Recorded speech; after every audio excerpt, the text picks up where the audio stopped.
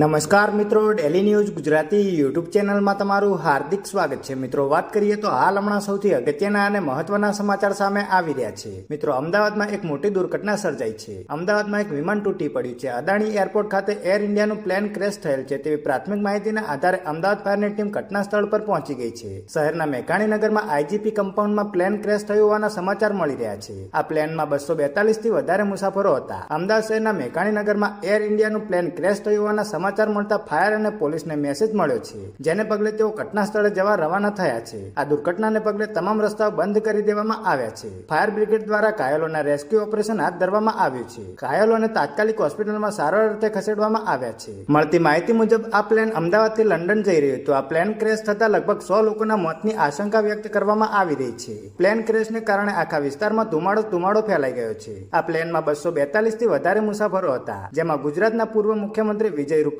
પણ હોવાની શક્યતા વ્યક્ત કરવામાં આવી છે.